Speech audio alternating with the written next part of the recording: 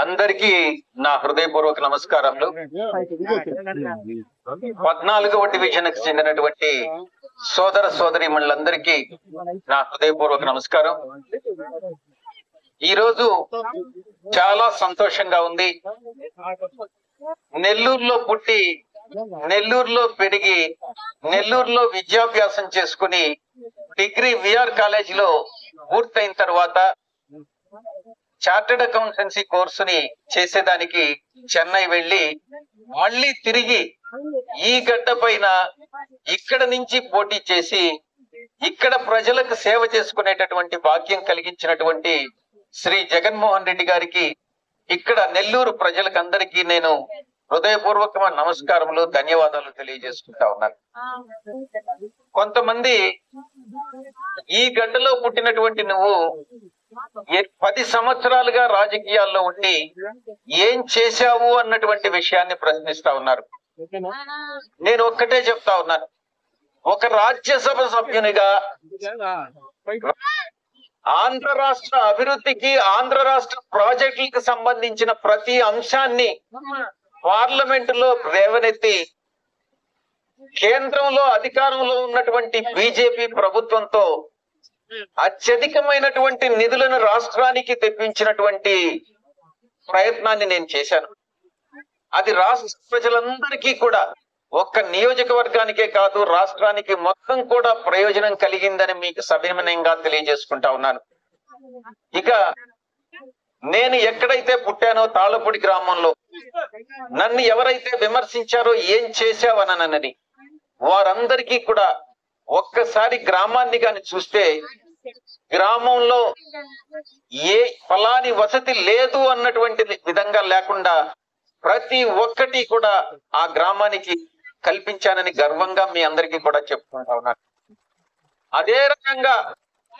అదే రకంగా మరొక్కసారి చెప్తా ఉన్నాను, మీరందరూ కూడా ఆదరించి నన్ను లోక్సభకి పార్లమెంట్ సభ్యునిగా పంపించండి. మన ఖలీల్ అహ్మద్ గారిని మీరు అసెంబ్లీకి ఎన్నుకోండి. అందరి తరఫున, నెల్లూరు పార్లమెంట్ లో ఉన్నటువంటి అందరు శాసనసభ్యుల తరఫున నేను ఒక్కటే చెప్తా ఉన్నాను, నెల్లూరు పట్టణం రాబోయేటటువంటి కాలంలో ఆంధ్ర రాష్ట్రంలో మిగతా ఏ పట్టణం అభివృద్ధి చెందనంత విధంగా అభివృద్ధి చెందించేటటువంటి బాధ్యత నా భుజస్కంధాల మీద వేసుకుంటానని మీ అందరికీ కూడా తెలియజేసుకుంటా ఉన్నాను. కొన్ని రాష్ట్రాల్లో, కొన్ని నియోజకవర్గాల్లో ఈ రోజు కూడా ఒక ప్రత్యేకత ఉంది. ఒక వినూత్నమైనటువంటి రీతిలో కొంత అభివృద్ధి అన్నటువంటిది జరుగుతూ ఉంది. ఎక్కడెక్కడైతే డ్రైనేజ్ ఉందో ఆ డ్రైనేజీని క్లియర్ చేయడం, రోడ్లు మరమ్మతు చేయడం, దోమల బెడద, ఇటువంటి అన్నిటి కూడా, ఆ తర్వాత వాతావరణాన్ని కాపాడేదానికి మొక్కలు పెంచడం, వీటినన్నిటినీ కూడా ఒక సైంటిఫిక్ విధానంలో వినూత్నమైన పద్ధతిలో నెల్లూరుని ఒక గ్రీన్ సిటీగా, గ్రీన్ టౌన్ గా, గ్రీన్ సిటీగా డెవలప్ చేస్తానని మీ అందరికీ కూడా సభాముఖంగా తెలియజేసుకుంటా ఉన్నారు. ఒక రకమైనటువంటి తప్పుడు సంకేతాలను పంపిస్తా ఉన్నారు, ముఖ్యంగా ప్రతిపక్షాల వాళ్ళు. అదేంటంటే వైఎస్ఆర్ కాంగ్రెస్ పార్టీ ప్రభుత్వంలో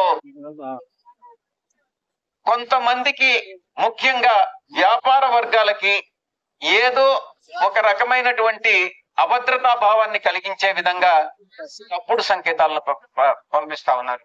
నేను ఒక్కటి మీ అందరికీ కూడా తెలియజేసుకుంటా ఉన్నాను, వ్యాపార వర్గాలకి ముఖ్యంగా గతంలో చంద్రబాబు నాయుడు గారి ప్రభుత్వంలో ఎన్ని రైడ్స్ జరిగాయి, ఎంతమంది వ్యాపారస్తులు భయపడి వ్యాపారాలు మూసుకున్నారు, ఎంతమంది వ్యాపారస్తులు నష్టపోయారు.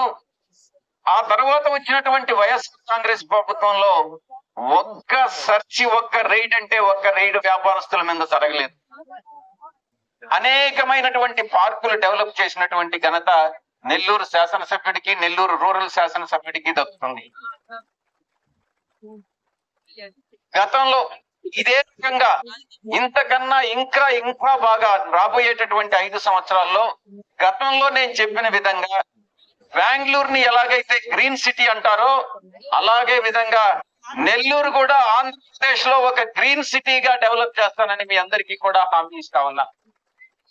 గతంలో మీరు ఏ రకంగా అయితే అనిల్ కుమార్ యాదవ్ గారికి మీరు సపోర్ట్ ఇచ్చి గెలిపించి ఆయన సేవలను ఈ యొక్క నియోజకవర్గానికి ఇచ్చారో అదే విధంగా ఖలీల్ అహ్మద్ గారిని కూడా గెలిపించాల్సిందిగా అసెంబ్లీకి గెలిపించి నన్ను పార్లమెంట్ అభ్యర్థిగా నిలబెట్టినటువంటి జగన్మోహన్ రెడ్డి గారు నా పార్టీని నన్ను పార్లమెంట్ కి లోక్సభకి పంపించాల్సిందిగా మీ అందరికీ అభ్యర్థన చేసుకుంటూ మీ సేవలో ఉంటాను అన్నటువంటి విషయాన్ని పదే పదే భగవంతుడి సాక్షిగా మీ అందరికీ తెలియజేసుకుంటూ మీ దగ్గర సెలవు తీసుకుంటా ఉన్నాను.